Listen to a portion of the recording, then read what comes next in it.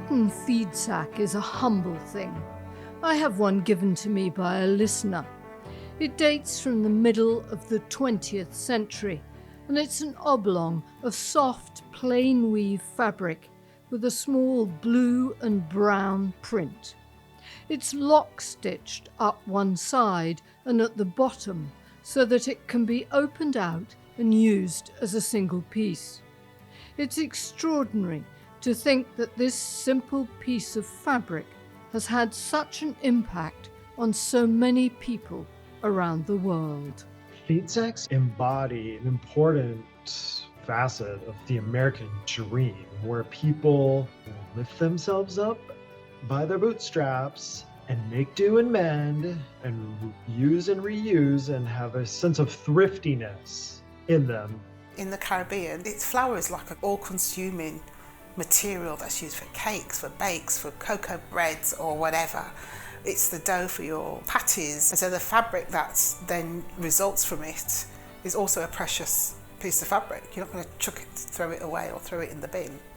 The flour sacks with the logos were so exotic for the Belgian people. When they arrived in the bakeries, it was also a kind of pride and also a patriotic thing against the Germans, the German occupiers. So when the bakers emptied these flour sacks, they presented the empty flour sacks in their windows to show that they had American flour. And people were so excited by these sacks that apparently they asked, okay, may we use these sacks?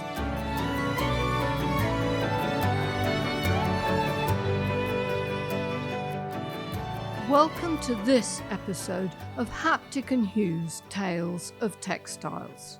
I'm Jo Andrews, a hand weaver interested in the stories textiles tell us, and the often hidden hands that fashion cloth into something useful and beautiful.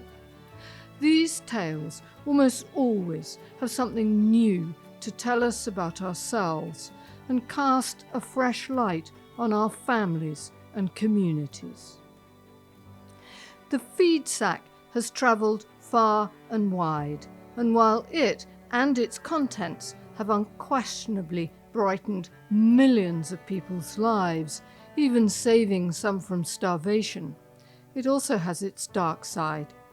It was born out of America's cheap cotton crop, which was grown and harvested on the back of enslaved peoples, and then poorly paid and exploited sharecroppers. Well, feed sacks or cotton sacks started in the mid-1800s. I think it was 1847 when Elias Howe patented the sewing machine, the lock-stitch sewing machine. And that allowed bags to be held tightly shut in a way that they hadn't before. And that coincided with a plethora of cotton in the United States, which in large part was due to slavery, because we had all of this cheap labor. I'm doing air quotes on cheap labor, that so much cotton was being grown and produced. And so this combined, and that was the beginning of the sack era. That's Lindsay Kull-McCrae, who's written the classic book, Feed Sacks, The Colourful History of a Frugal Fabric. Lindsay says that before the sacks appeared, goods were moved around in heavy and awkward wooden barrels and boxes. The sacks were much lighter, but they also had an unexpected impact. These sacks were largely just plain sacks. Sometimes they would have the logo stamped on them from the mill or whatever. But as soon as that happened, people started using the fabric. I mean, right away. Fabric was something that cost money. And if you were a rural person or a city person and didn't have much money, this was like free fabric. And it didn't take manufacturers long to figure that out. And then as time went on, they started trying to make their sacks more and more desirable. So they, would print embroidery patterns on them, and they would print instructions on sew these four together to make a bed sheet or a tablecloth, or instructions on how to get the ink out from the label that was printed on the sack. And people began using the plain sacks for lots of things. And in Dearborn Historical Museum in Dearborn, Michigan, has a wedding quilt hand-pieced in 1850, and the top contains more than 1,000 pieces of fabric, and the back is sacks. And that was a common thing that, if you had a logo that was hard to get out of a white piece of fabric, you would use it where it wasn't going to show, like the back of a quilt, or the underwear was very common. You would use it in your undergarments because then you didn't have to worry about getting the label out. And there's the apocryphal story of the woman who was making undergarments for her husband, and she didn't bother to remove the label from the flour sack that said self-rising, you know. In America, in the late 1930s, flour millers started printing fashionable patterns onto the feed sacks. Manufacturers realized that these women, many of them rural farm women, were not maybe the people who were going into town and making the actual purchases. They were not the person who had the paycheck or the money in hand, but they very clearly drove the decision making. I interviewed many people who told me stories about their mother or their grandmother sending the father or the son into town with a swatch of fabric and saying, get me 2 more sacks that look like this, so that they had enough to make a garment or whatever they needed. So yes, women were very clearly driving the market for this. And the goal, I think, was to make the sacks almost as valuable as what was inside of them. This was one of the first marketing campaigns in America directed at women, and it worked. Yes, it was very successful. Sometime in mid-1940s, there were something like more than 3 million people in the United States wearing clothing made from feed sacks. People use feed sacks, the fabric from feed sacks, for absolutely everything. One of the women that I gave a talk at my aunt's retirement community, and she told me a story which I thought was really a good example of feed sacks. She said her mother would make the girls' dresses, and then as they would outgrow them, of course, they would pass them down to the younger daughter and the younger daughter. And then when they got to the point where no one else could wear them, she would take the fabric from them and make pajamas. And then she would, when those started to get worn out, she would take the fabric that was still good and make aprons. And when that got worn out, she would make dish towels. And then that fabric would wind up in the barn as a rag. No part of a sack, however trivial, was wasted. And in some homes, every bit of cloth was once a sack. Another interesting aspect of that is that people saved the string too. The string that held the sack together, people saved the string.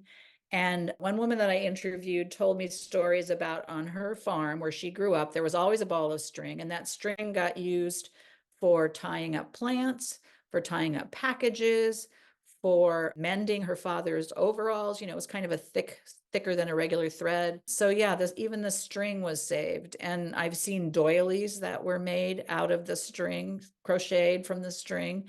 And one woman in Texas told me a story that her mother knit socks out of feed sack string, which I can't figure out how they stayed up, but But in the 1930s and 40s, the big draw were the prints. Over the years, more than 18,000 different designs were used by the flour and feed sack companies. well, it was very important for the feed sack prints to be fashionable. I did have some wonderful stories about girls who got to go into town with their dad and pick out the fabric for their dress in the feed store, and these stories of them hopping from sack to sack of these big stacks of them and choosing their own fabric. So some people certainly did get to pick their own fabric. But the prints, they wanted them to be stylish, they wanted them to be fashionable. Unfortunately, I have not been able to find out who these amazing designers were. And one of the things that has happened with many of the records of these companies is the companies would be bought by one other company and then by another company, and the records were thrown away or lost. Sometimes someone will refer to a woman who designed the fabric with no name. And the only name that I have been able to find was someone named Charles Barton, and he was a European trained New York designer who was hired by one of the fabric or the bag companies to bring glamour to feed sacks. And there are stories that he came to the Midwest and drove around and saw what people were doing and wearing and got ideas for his designs. But other than him, I have never found a named designer, very sadly.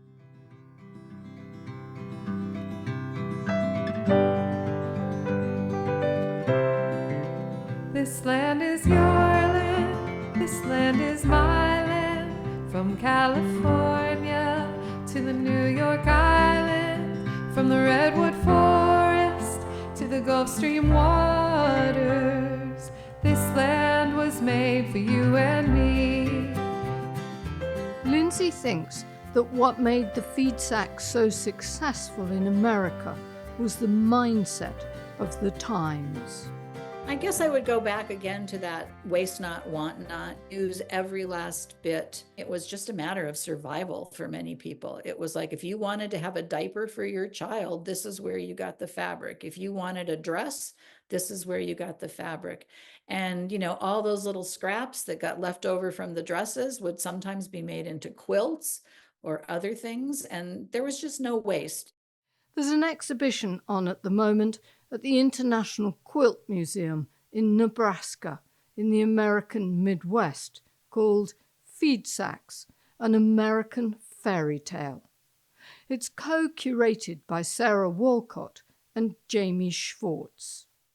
A lot of the research around it characterizes the manufacturers of these feed sack bags or cloth commodity bags as benevolent, bestowing beautiful printed fabrics upon all these poor rural people for their reuse. And a lot of the time, people treated the marketing of feed sacks as sort of a gospel in a way, not kind of questioning the motives behind the manufacturers.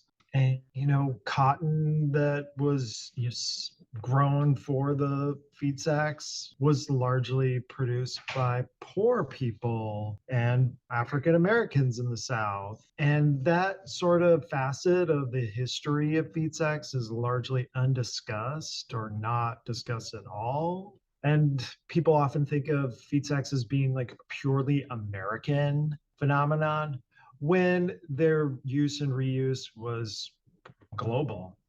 I guess sort of spinning off the last thing Jamie said, and I think our research kind of bore out this idea that feed sacks are one of these kind of points of myth in American culture around quilt making and textiles. A lot of Americans tend to see quilts and quilt making as the very American phenomenon, when obviously we borrowed it like everybody else, and the roots go back thousands of years further, and in India, in the Middle East, and elsewhere. But I think part of the fairy tale is, like Jamie was saying, that feed sacks and repurposing feed sacks in order to create clothing, quilts, or other objects is some kind of product of like American thriftiness and ingenuity. It's really not. And I think that those myths are really interesting. I think why we want to believe in them is interesting, but I think we can't really get to the heart of that until we understand what the actual facts of the production and use were.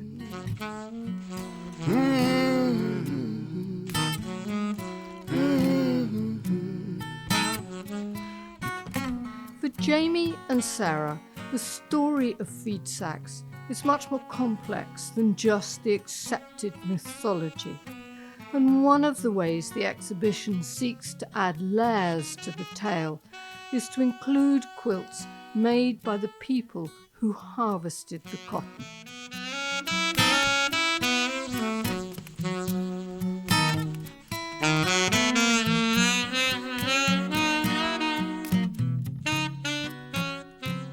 And the older of the quilts was made by Rella Thompson, who was born in 1887 to formerly enslaved parents in North Carolina. She lived and worked as a sharecropper, and she would trade eggs and produce in order to be able to purchase thread, fabric, things like that for creating quilts and other items for her household. And so on the quilt that we have that she created, you can still see part of a paper label affixed to one of the feed sacks. There's also a pretty thick cotton thread used to do quilting. And so we think there's a good chance that was the thread that originally held the bag closed. The other quilt is by her oldest daughter, Geneva, who was the oldest of her 5 children. And Geneva's quilt features over-dyed feed sacks on the back. So the print is still faintly visible, but she over-dyed all of them in a really lovely blue. So we were really happy to feature these because it really shows that not only were feed sacks used for through generations, but also quilt making is something that was passed down as a tradition among families who have been historically left out of that kind of quilting narrative. Jamie says that the feed sack era also covers a period of rapid change as rural families moved into the cities. Agricultural production in America shifted so rapidly throughout the 20th century, and we saw the evaporation of the family farm as a means for people to gain money, for employment, for also like people were trying to make a living on the family farm, and it was becoming increasingly hard with the rapid industrialization of agriculture. That's another important facet too, I think. The exhibition has a range of items made with feed sacks, from trivets to boxer shorts, dresses to dolls' clothes. But as ever, it's the quilts that have the best stories. I would say my favorite piece is going to be the first piece you see when you enter the gallery. It is a quilt that we've called the flag quilt. I'm not sure if the maker called it that. We don't know. But we know who made it, and her name is Sarah Dorthula Hooper Taylor. She lived her life in Tennessee. She made the quilt about 1920, and it's made entirely of repurposed fabric. The front side is made of small cotton sacks that were used to house tobacco. Even tobacco was sold in little cotton sacks. And she dyed them, hand dyed them all. And she made this incredibly beautiful quilt that is an American flag waving on a pole in this kind of checkerboard background that's blue and pinkish red. The back side of the quilt is entirely made out of sugar sacks. It said that she dyed the thread that she used to quilt it with. She dyed it to match the front patchwork. So it's either dyed red or blue or kept white. And her life, we know a little bit about her through genealogical research. And she was born into a sort of prominent family. Her father was a judge. She married a guy who ended up, for whatever reason, going insane and entered an asylum. He committed suicide by drowning in a river that was near the insane asylum. There's a really dark story, a newsprint article that appeared at the time of his death, where it said people at the asylum tried to raise his body from the river through the use of dynamite, which was something I had never encountered, never heard of somebody doing this. They ended up finally dredging his body up near the banks of the river, and she gave some of her children up to an orphanage and got them back at some point. Throughout all these life events, she made this quilt that is a symbol of America. That's why we chose it as the first piece you see when you come into the gallery, just because it embodies the story of America. Life is hard, but through it all, she's still like created this quilt, and it's just so cool. So that's why it's my favorite piece. Sarah thinks that the way in which the feed sacks were promoted has echoes for us today in the age of fast fashion, and that the marketing of feed sacks was one of the first efforts to promote overconsumption. Yes, exactly.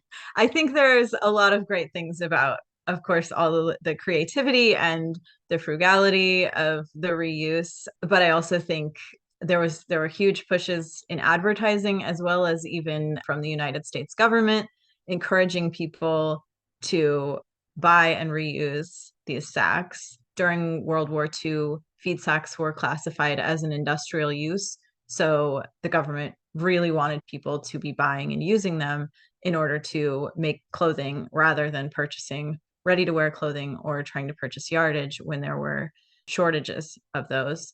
And so I think between manufacturing and a big government push to encourage people to buy, use, use. I think it really does boil down to capitalism, like most things. The Quilt Museum's exhibition has a number of items from outside the US, from India, Pakistan, and Japan. But the place where flour sacks have a culture and a mythology all of their own is in the Caribbean. Flour is a vital part of Caribbean cooking. Here's Rose Sinclair, who's a lecturer at Goldsmiths University in London and an expert on the histories and craft practices of Black Caribbean women. Flour is used for key things, like if you want to make your soup, you make spinners. So spinners are like a fine kind of finger dough that you make to put into your soup, or they make them for their fried dumplings or their fritters. It's the food thing that you go to. So it's your hard dough bread, it's your bun, it's your whatever, the foods that you have. It's something that's used every day. And with flour came flour sacks. These were plain cotton with blue millers' brand names on them from America and Canada. And it took a great deal of work to get these logos out. My mum said it was the soap plant. There's a plant called a soap plant, but she didn't tell me that what the Jamaican name was. She just called it a soap plant. You kind of rub it onto the cloth and it creates a soap lather. And then they bash it and wash it on the rocks. So they would wash it in the river. Or if you're at home, you would wash it on a ridged board. You would wash it, rinse it, wash it, rinse it, and the soap would actually let that blue stain come out, or the dye come out. And once you've done that, you would then use what they call the blue, which is like a little pot of dye, but it has a whitening agent in it, and it kind of enhances the white, and then you hang it up. And because the sun's so hot out there, it bleaches, so they come out ultra white. And after all that work, the sacks could be sewn into garments, shorts, skirts, short pants, bloomers, and of course, this being the Caribbean, cricket whites.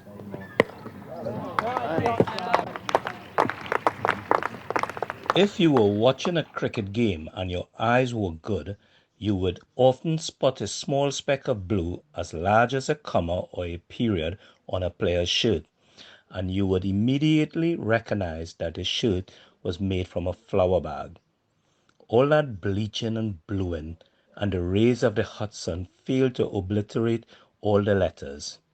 That spot, that lingering fraction, perhaps part of the letter C in the word Canada, would be all it took to stamp this young, ambitious cricketer with the poorness of his social origins.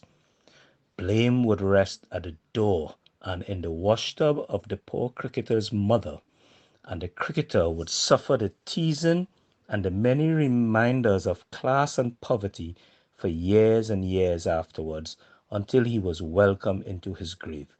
Boy, you're wearing flour bag. That's from Austin Clarke's Barbadian memoir, Pigtails and Breadfruit, written some years after the legendary West Indian cricket team, captained by Clive Lloyd, stormed the world. It intrigues me that some of them may have begun their illustrious careers in cricket whites made of feed sacks, because it's clearly shameful to be dressed in flour bags. Yeah, it's because the element of shame was thrown back at the woman because she hadn't been able to wash out the blue dye. So is that because she didn't know how, or that knowledge hadn't been passed to her, or she just missed that spot? That's the bit that makes me laugh. Why is it thrown back on the woman? And this is about passing on intergenerational knowledge. And I think if people ever read that piece of Austin Clarke's work, what they see is that legacy that's been going on for 300 years, that kind of work. that using of the flour sack, because they don't grow wheat in Barbados or in any of those Caribbean islands. So that knowledge came out of necessity. So he's going by what his mum was doing, but his grandma would have done that, his great-grandma would have done that. So that's learnt knowledge that he's then passing on through his literature.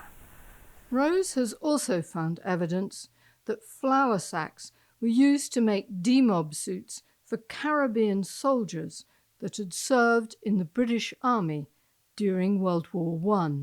Well, there were no jobs, but they needed outfits and stuff. So what I've found so far is that men were given rations, and one of their rations was flour sack fabric to make demob suits. I think what would have happened, they would have either got fabric from either the Americas or Canada and had that imported into the islands. That would be the only way they could make the suits out of flour sacks. Or there would have been surplus flour sacks on the island. From the pictures that I saw, I don't think they were dyed or bleached. I think they were just left plain. Because you've got to remember, we're in a hot country, so you don't need to dye it or bleach it. I don't think there was any printing on them, so I think that they might have acquired the fabric before it got printed. But it does say their demob suits were flour sacks. For Rose, flour sacks and the way they were used is about so much more than make, do and mend. It's about the knowledge and the skill women in the Caribbean passed down the generations. It's about the craft and the know-how that helped them and their families live with dignity. These were valued pieces of fabric that meant that you could go out in your Sunday best. That meant that you could embroider the best pieces of designs on them, and they were saluted when they were on display at the farmers' fairs. So this tells us that this cloth had value. It was regarded as high status, as a piece of craft. And Rose says if anyone has any of this buried in their trunk in the UK or in the Caribbean, she'd love to see it. And she's not the only one.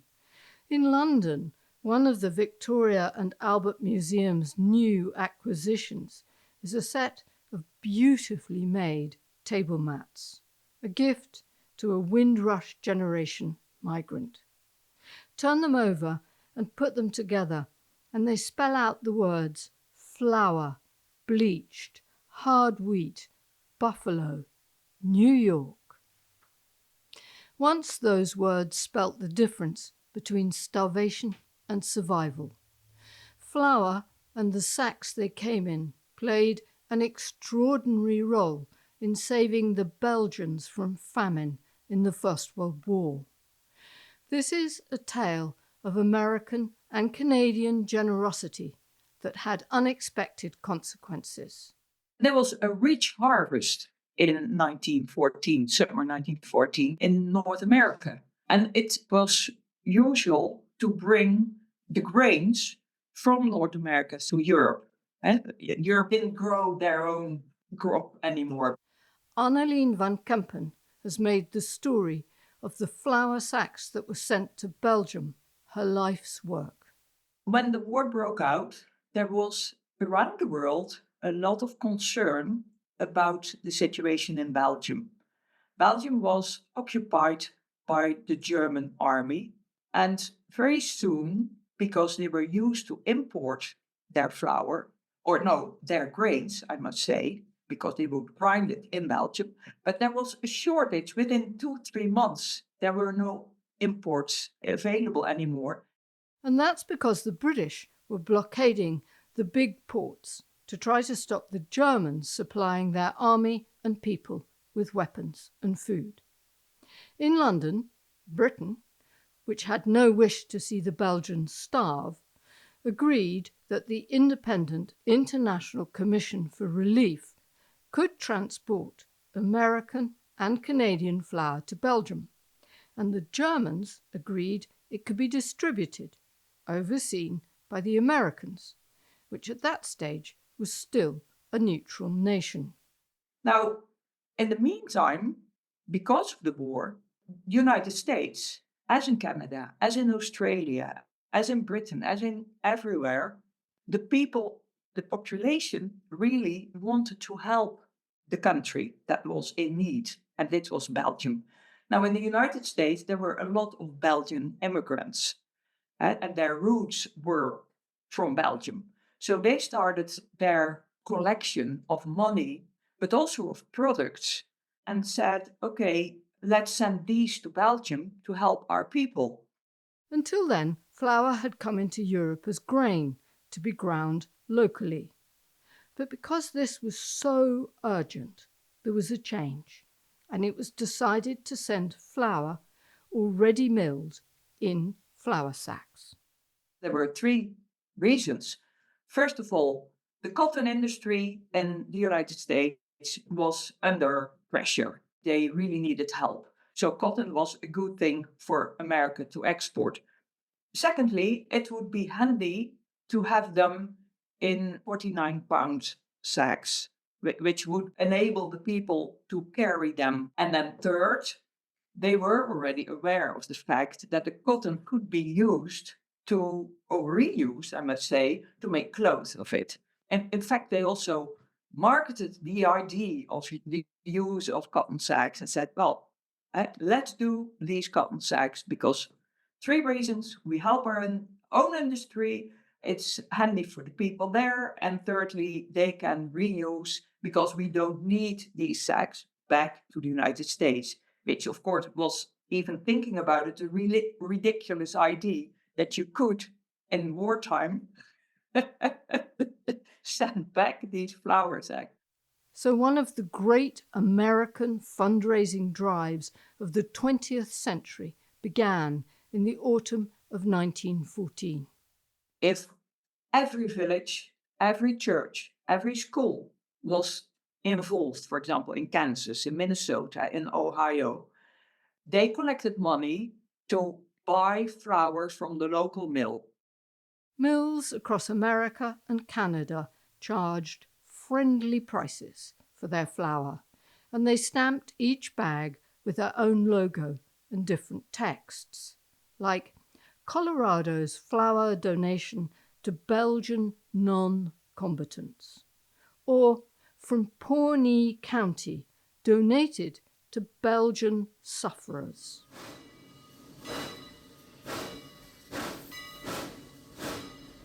From the end of November, the railways accepted this flour transportation for free.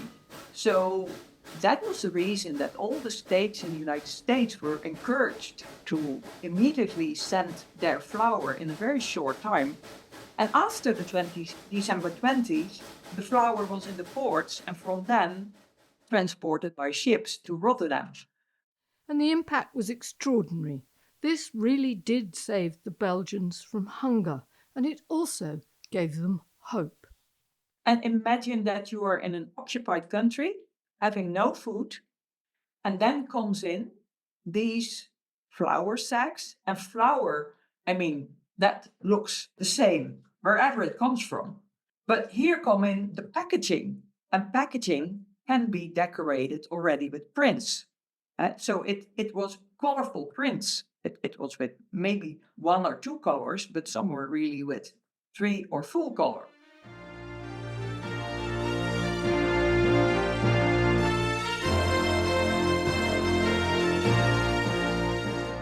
The Belgians used the flour sacks for children's dresses and table runners, underwear, sheets and pillowcases, just as the senders imagined they would. But what they also did was to embroider the sacks, often incorporating the logos into their designs as a way of saying thank you to the generous Americans and Canadians who had rescued them from the brink of starvation.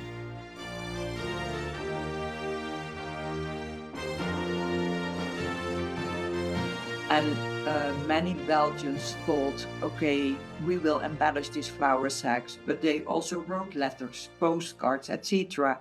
And they donated all this and brought it to the minister, the American minister in Brussels. He had to organize all these gifts into his residence.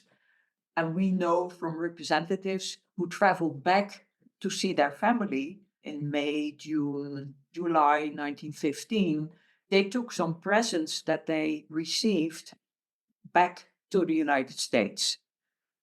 And then, of course, to show the Americans how well they had done with the charity that they did to send flour in the cotton sacks to Belgium, they wanted also in the papers and the newspapers to show how grateful the Belgians were for this help.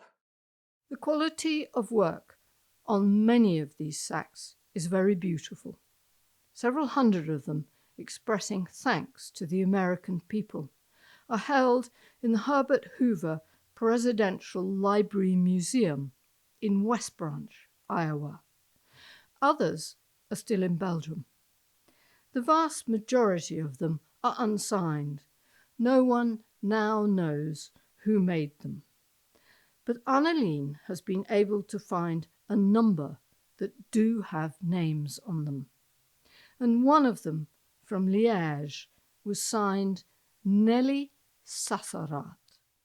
Nelly was 15 or 16 years old. She lived with her father and her sister, and she had a stepmother. Nelly painted a very nice kind of little story on the flour sack, and she also embroidered it. But really, she did a very nice aquarelle painting. Nelly was the daughter of a dentist in Liège, and on her flour sack she painted and embroidered scenes of how wheat is grown and milled, so how she imagined the flour reached Belgium. After the First World War, she married and had 3 children. But the 20th century had more horrors in store for her, because Nelly and her family were Jewish. She and her children went into hiding at the start of World War II, but horrifically they were betrayed and sent to Auschwitz. Nelly was killed there, but her daughters, Betty and Claudine, amazingly survived. So by knowing that there had been 2 daughters surviving, Hubert and I were thinking that these girls marry and have children themselves, and are they still alive? And we finally found the granddaughter of Nelly Sassarat living in the United States. And that was such a touching story, to be connected with someone who, in fact, didn't know anything about this flour sack. But we were able to get it all together because of the flour sack. And that's because the educational collection in the museum is there. These ordinary flour sacks, what stories they still tell to us about wartime and very sad circumstances. What was the reaction of Nelly's grandchild when you told them this? A complete shock. It was a complete shock. Did they know about their grandmother? They knew about their grandmother. Oh, yes. Then you come into the whole history of the Jewish people and Jewish families. And that is such a fragile, and I really was overwhelmed myself by going from this educational collection of flour sacks in the Liège Museum to the horrifying story of the Jewish people in the Second World War. For everyone, it's still so precious. So Anneleen's work did enable Nelly's grandchildren to be in touch with something that had been made by their grandmother all those years ago. Her work painted and embroidered onto a flour sack, the last part of her that survives. Thank you to everyone who took part in this podcast. Without their knowledge, research, and interest in the story of feed sacks and how they've changed the world, this episode could not have come into being. A special thanks to Glenn Charles for voicing Austin Clarke's extract from Pigtails and Breadfruit. Haptic Hue is hosted by me, Joe Andrews, and edited and produced by Bill Taylor. It's an independent production supported by its listeners, who bring us ideas and generously fund us via Buy Me a Coffee or by becoming a friend of Haptic Hue. This keeps the podcast free from advertising and sponsorship. It also brings you something extra every month with a separate podcast called Travels with Textiles, hosted by Bill Taylor and me, where we cover a whole range of different textile news and topics. You can find out more about this episode and see pictures of the feed sacks we've talked about, get details of the music, and a link to Annalene's blog with more on the story of Nellie at www.hapticandhue.com/listen-series-6. We're taking our summer break for the next 2 months, and we'll be back in September with some brand new episodes of Tales of Textiles. Friends of Haptic Hue will continue for June and July with a couple of special episodes. But I want to sign off this time by saying that we've now reached the milestone of 50 episodes of Haptic Hue. No one is more amazed than I that the podcasts have been listened to around the world by so many of you who love textiles and social history. And I wanted to salute you all, each and every one of you, for coming with me on this extraordinary textile journey over the past 3.5 years. So thank you for listening and enjoy your making. I'll be back in September.